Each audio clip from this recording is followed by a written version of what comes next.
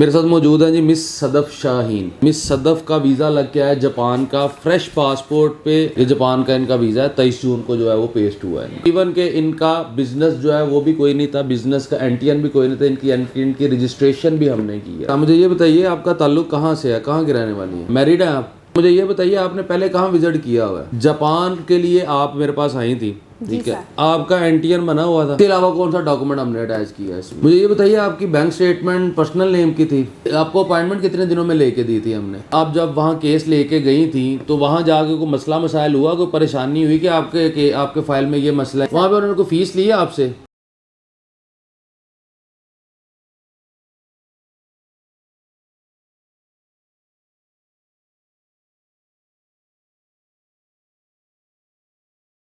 बिस्मिल्लाहिर्रहमानिर्रहीम व तुइज़्ज़ु मन तशा व तुज़िल्लु मन तशा। अस्सलामु अलैकुम। उम्मीद करता हूँ सब देखने वाले खैर खैरियत से होंगे।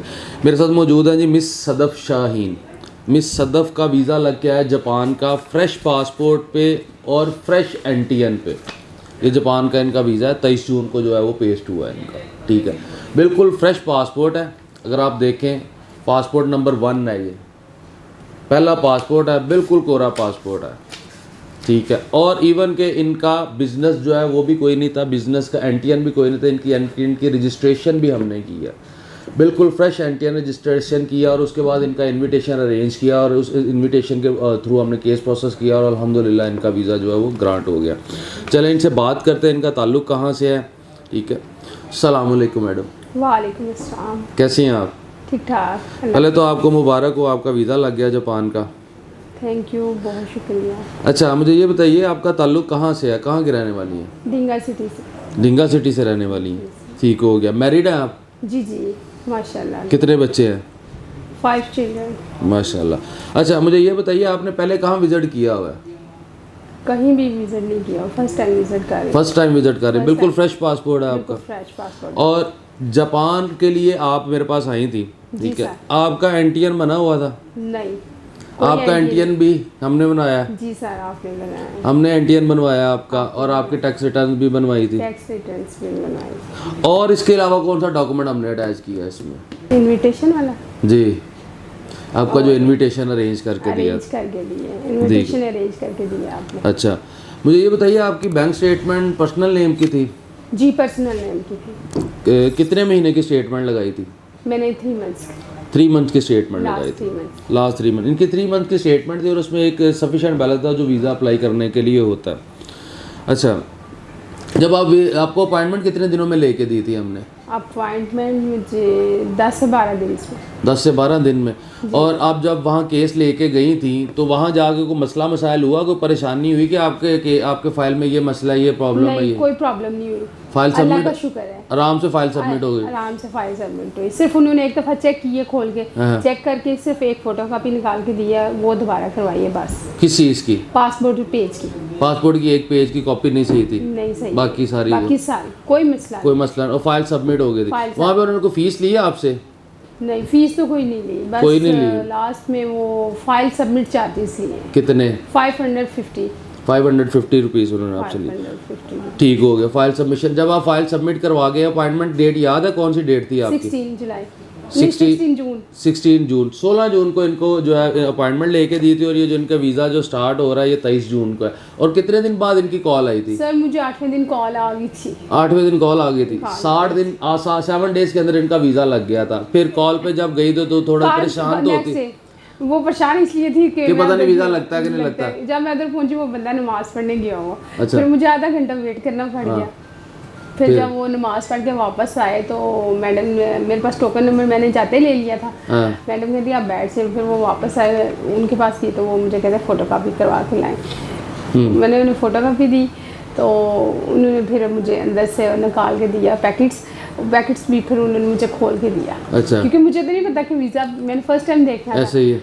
तो उन्होंने पासपोर्ट निकाल के मुझे खोल के दिया, कहते ये देखिए आपका वीज़ा लगा हुआ है। अच्छा। काउंटर के लिए। तो फिर क्या फीलिंग थी उस वक्त आपकी? उस वक्त तो बड़ी अच्छी फीलिंग, मुझे यकीन ही नहीं आ रहा था कि वीज़ा लग गया।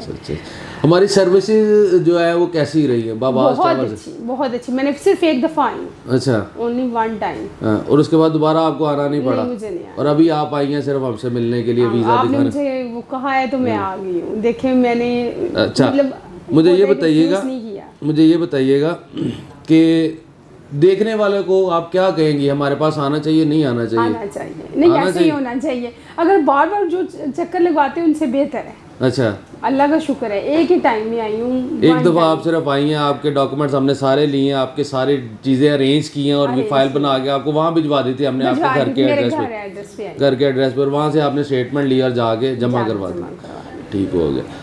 आपने इनकी बात सुनी जी मिस सदफ़ की। मिस सदफ़ का बिल्कुल फ्रेश पासपोर्ट है, मैं वही कह रहा हूँ, ये देख सकते हैं पासपोर्ट नंबर 1 आ रहा है इसमें, और बिल्कुल कोरा पासपोर्ट है इनका, कोई इसके ऊपर कोई एंट्री एग्जिट नहीं है, बिल्कुल फ्रेश पासपोर्ट है। ये हमारे पास जापान के लिए आई थी, ठीक है। और इनका जी एनटीएन भी बिल्कुल फ्रेश है, बिल्कुल फ्रेश है। आप जैसा कि मेरी स्क्रीन पे देख सकते होंगे, इनका एनटीएन भी बिल्कुल फ्रेश है इसमें, ठीक है।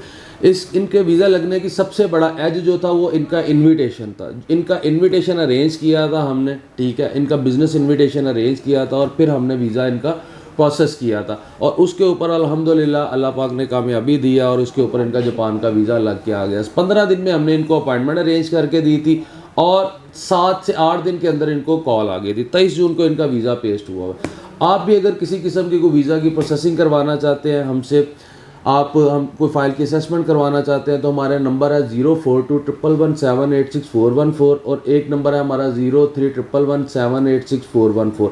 इन दोनों नंबर पे आप कॉल कर सकते हैं रात 12 बजे तक। इस पर आप व्हाट्सएप मैसेज ड्रॉप कर सकते हैं। मेरे टीम मेंबर्स जो है इस पर अवेलेबल होंगे। अगर आप आ सकते हैं तो ठीक है, नहीं आ सकते तो आप अपने डॉक्यूमेंट शेयर कर दें। आप पे डॉक्यूमेंट को मेरी टीम मुझसे सजेस्ट करवा के आपको बता देगी कौन सी कंट्री को आपको वीज़ा अप्लाई करना चाहिए।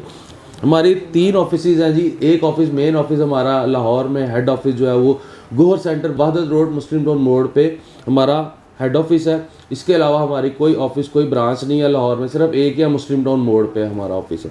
दूसरा ऑफिस जो हमारा कराची में है, ख़ियाबान जामी DHA फेज़ 2 में है। और तीसरा ऑफिस जो है वो हमारा इस्लामाबाद में G11 मरकज़ अल गफ़ार मॉल में है। तीनों ऑफिस में डिफरेंट डेज में डिफरेंट टाइमिंग में मैं अवेलेबल होता हूँ। जो लोग आना चाहते हैं वो आके मुलाकात कर सकते हैं। 12 से 6 बजे तक मेरा ऑफिस टाइम है, मैं 12 से 6 अवेलेबल होता हूँ। स्टाफ जो है सुबह 10 बजे से लेकर रात 12 बजे तक भी अवेलेबल होता है। तो जो लोग भी आना चाहते हैं बस आते हुए अपने डॉक्यूमेंट्स अपने साथ रखिएगा, अब ताकि आपके डॉक्यूमेंट्स को देख के आपको सजेस्ट कर सके कि आपको कौन सी कंट्री के लिए वीज़ा अप्लाई करना चाहिए। इस वक्त एक बहुत अच्छी अपॉर्चुनिटी हमारे पास चल रही है जो जापान की इनविटेशन की है, जिसके ऊपर ये एक बहुत बड़ा वीज़ा ग्रांट और ये एक बहुत बड़ी हमारी कामयाबी है कि बिल्कुल फ्रेश एंटीएन है और 3 मंथ्स की बैंक स्टेटमेंट के ऊपर कोई ट्रैवल हिस्ट्री नहीं, 0 ट्रैवल हिस्ट्री के ऊपर जापान का वीज़ा जो है लग के आ गया। और ये मैडम की बात सारी आपने उनसे सुन ली है। अपना बहुत ज़्यादा ख्याल रखिएगा। Thank you so much. अल्लाह हाफिज़।